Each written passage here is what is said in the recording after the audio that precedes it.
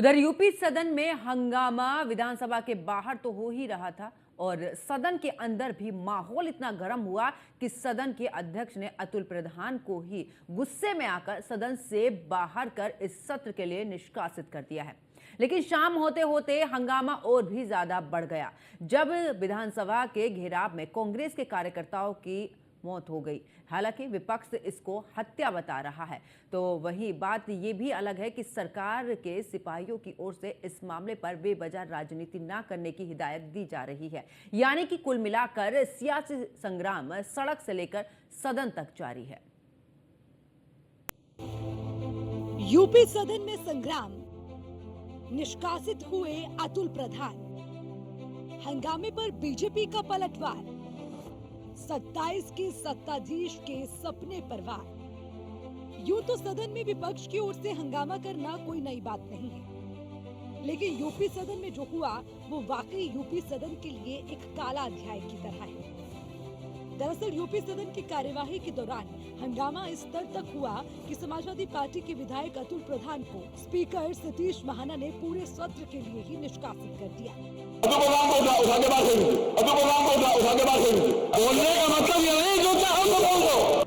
साथ ही साथ कांग्रेस की ओर से भी हंगामे को लेकर सियासी फिजा इतनी गर्म हो गई कि कांग्रेस की ओर से विधानसभा के घेराव की रणनीति में कांग्रेस के कार्यकर्ता की ही जान चली गई और इसका सीधा आरोप कांग्रेस की ओर से सत्ता पक्ष पर ही डाला गया। हम लोग फर्स्ट एंड लास्ट, हमारे लिए जनता सर्वोपरि है। जनता के विषय पर बोलना, जनता के विषय पर बात रखना। मान लिया हम लोगों को या जितने विधायक सदस्य बैठे हैं, जितने भी लोग यहाँ पर चुनकर पक्ष विपक्ष आए, ये अपने अपने क्षेत्र से, इसलिए जनता ने चुनकर भेजा है कि जनता की बात को बुलंद करें। यहाँ नियम 56 के अंतर्गत जब सदस्यों ने और मैंने भी स्वास्थ्य सेवाओं के लिए जो चरवाई व्यवस्था है, झांसी में जो कांड हुआ, जहाँ पर मासूम बच्चे जलकर जिनकी मौत हो गई, डॉक्टरों की कमी है, पूरी व्यवस्था चरमाई हुई है, प्राइवेट सरकारी अस्पतालों में इलाज है नहीं, प्राइवेट अस्पतालों में खुली लूट है, उसको लेकर जब हम बोल रहे थे तो सामने जब जवाब नंबर आया उससे पहले ही टीका टिप्पणी शुरू कर दी और उसके बाद में नेता प्रतिपक्ष के साथ हमारे वरिष्ठ जो साथी हैं, विधायक हैं, जो कई बार मंत्री रहे विधायक हैं, तो उनके खिलाफ भी जो बदतमीजी की भाषा उन्होंने बोली, उसके खिलाफ ये कहीं ना कहीं विधायकों में आक्रोश है। वो तो सबको दिख रहा है, वो तो सारी चीज रिकॉर्ड पर है ना, वो तो रिकॉर्ड पर है। आवाज निकाल लीजिए, किसकी अमर्यादित थी?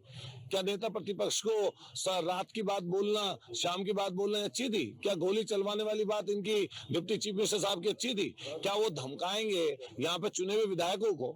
ये उनकी बात मर्यादित है कि जिस तरीके की यहाँ पे आज बैरिकेडिंग की है इन्होंने आज की तरह उसके लिए कांटेदार, और ये पूरी तरीके से हमारे कार्यकर्ताओं को अत्याचार, अन्याय, और जैसे लग रहा है कि बॉर्डर पे लड़ाई हो रही है, इस तरीके की कांटेदार इन्होंने पूरे बैरिकेड लगाए, हमारे कार्यकर्ताओं को मारा, और उसी का दुष्परिणाम है कि आज हमारा जो कार्यकर्ता हमारे बीच नहीं रहा। हमारे कार्यकर्ता लेकर आए, हमारे साथी लेकर आए, और हमारे एक लोग उस परिवार के साथ खड़े, हमारा पुराना कार्यकर्ता रहा। ये सरकार दोषी है, सरकार ने हमारे कार्यकर्ता की हत्या कराई, आज कराए और पूरी तरीके से पैनल लगाकर पोस्टमार्टम कराए, वीडियोग्राफी कराए। बहरहाल जहां अतुल प्रधान ने विधानसभा अध्यक्ष की ओर से लिए गए एक्शन को लेकर सवाल दागे और साल 1962 की याद दिला डाली, तो साथ ही सत्ता पक्ष की ओर से सदन में विपक्ष के हंगामे को 27 के सत्ताधीश के सपने के टूटने की बौखलाहट बता दिया। एक तबीयत अधिक खराब है, वो कांग्रेस पार्टी के कार्यालय में कमरे में गिरे पाए गए हैं। मैं उनको लेकर सिविल अस्पताल जा रहा हूं, तत्काल आप व्यवस्था करिए। हमने निदेशक को, सिविल अस्पताल को मैं फोन किया कि ऐसा ऐसा बच्चा अस्पताल पहुंच रहा है, तत्काल इलाज का बढ़िया से बढ़िया प्रबंध करिए। यहां पहुंचने पर पता चला कि उनकी डेथ हो चुकी है और पूरी घटना की जानकारी उनके परिवार वालों को, मनीष पांडे जी हमारे साथ हैं, उनके पोस्टमार्टम के लिए हमने तत्काल कह दिया है और उनको घर तक उनकी बॉडी को पहुंचाने की व्यवस्था के इंतजाम हमने दे दिए थे। और पीड़ित परिवार के साथ हमारी पूरी सरकार खड़ी है और इस दुख की घड़ी में हम जो भी मदद वो चाहेंगे हम मदद उनकी करेंगे। पोस्टमार्टम तत्काल हो और पंचनामा हो और विधि सम्मत जो भी स्थानीय पुलिस है इस मामले में विवेचना करके, सीसीटीवी फुटेज की जांच करके जो भी विवेचना की कार्रवाई आगे है वो स्थानीय प्रशासन, पुलिस के लोग। जाहिर है सदन में हंगामे को भले ही सत्ता पक्ष की ओर से नौटंकी बताया जा रहा हो, लेकिन विपक्ष का सीधा आरोप है कि सत्ता की आड़ में सरकार मनमानी कर रही है और साथ ही साथ जनता के मुद्दों का गला घोटने का काम किया जा रहा है। यानी कुल मिलाकर विधानसभा के अंदर और विधानसभा के बाहर सियासी माहौल गर्म रहा। संविधान से लेकर संविधान निर्माता के अपमान को विपक्ष भरपूर उठा रहा है। देखना यह है कि विपक्ष के इस स्टंट को जनता सियासी समझेगी या नहीं। Bureau report, news 1 India.